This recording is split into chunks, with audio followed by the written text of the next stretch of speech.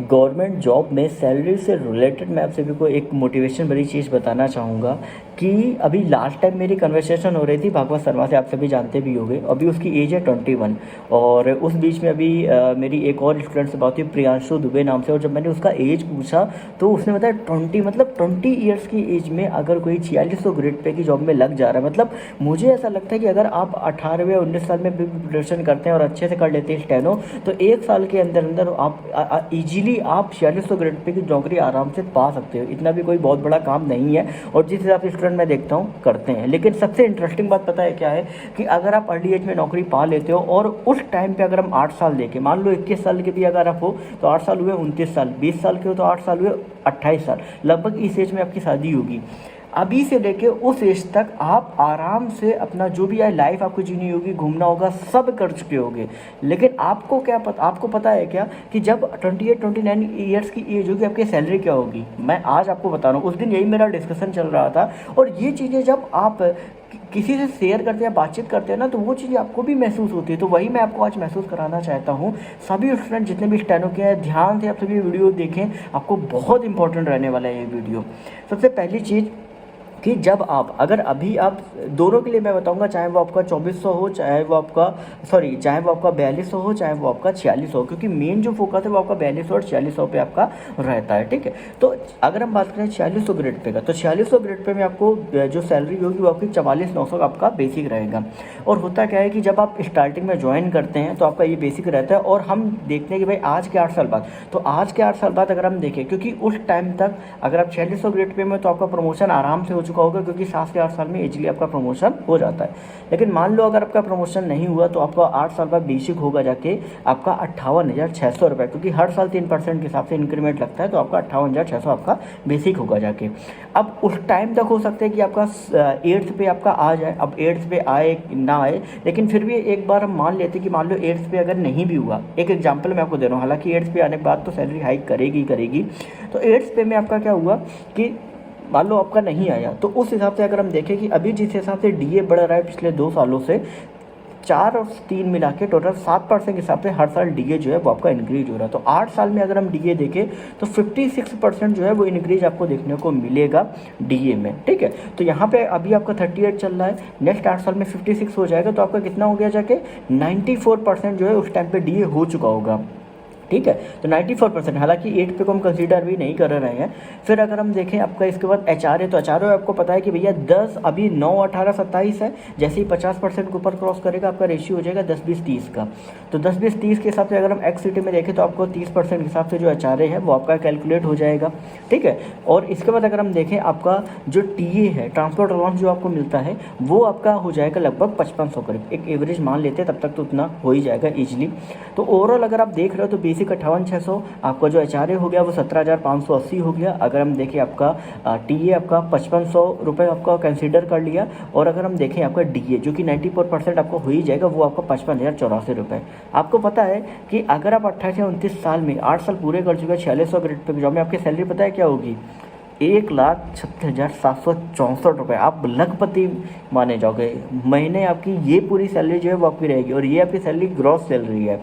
अगर हम डिडक्शन हटा दें, डिडक्शन जो 11,500 समथिंग होगी, लेकिन उसमें हम CGHS वगैरह राउंड ऑफ करके 12,000 भी अगर हम घटाते हैं तो आपकी सैलरी होगी 1,24,764 रुपये।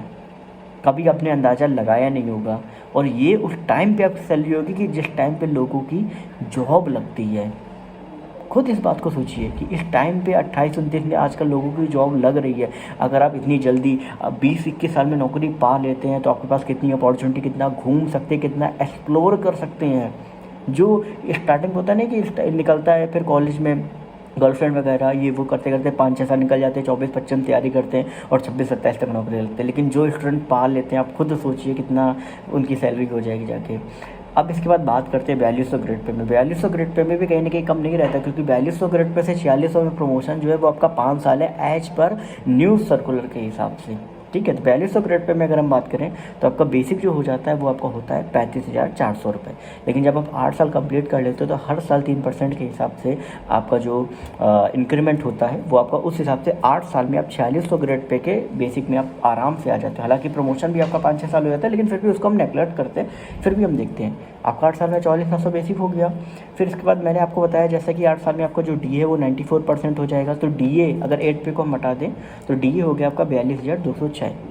एच आर ए आपका जो हो जाएगा वो आपका 30% 13,470 और आपका जो टी ए है वो 5500 हो जाएगा। इन चारों का अगर हम कंसिडर कर लें तो आपकी सैलरी ग्रॉस हो गई 1,06,076 रुपये। और अगर हम देखें डायरेक्शन हटा के तो 96,000 आपकी जो सैलरी है वो आपकी रहेगी। तो ओवरऑल अगर हम देख लें कि भाई बीच में 8 पे आएगा या आपका प्रमोशन होगा तो आराम से आप साल 28-29 ईयर्स में आपकी इन हैंड सैलरी आपकी 1,00,000 होगी। मतलब अगर आप सेविंग नहीं भी करते हो फिर भी उस टाइम पे सैलरी होगी।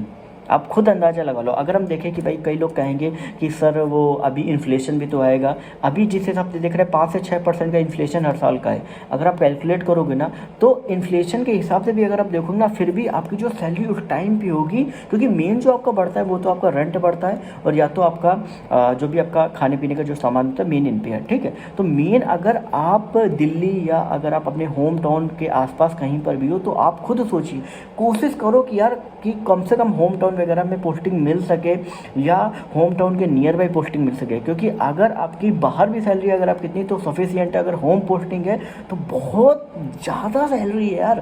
प्राइवेट मतलब सोचिए आपको हफ्ते में 2 दिन छुट्टी मिलेगी, सैटरडे संडे, 5 दिन आपका ऑफिस है और ऑफिस में कोई हेक्टिक वर्क नहीं है और उसके बाद भी आप आराम से अपनी ज़िंदगी जी रहे हैं, आराम से आप साइड वर्क कुछ भी कर सकते, कुछ भी आप कर सकते हो यार। इससे बेहतर मोटिवेशन मुझे नहीं लगता कि आपके लिए कुछ होने वाला है। और यही आपके पास अपॉर्चुनिटी है 2022 और 2023 की।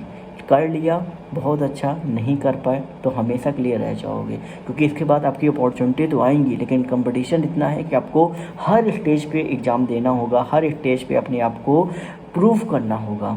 और तब तक इतना टाइम हो चुका होगा कि आपकी एज भी धीरे धीरे, क्योंकि 2023 से 2024 जब आप 5-6 महीने आपका गैप रहेगा ही रहेगा न्यू रिक्रूटमेंट आने में, क्योंकि सीईटी लगेगा।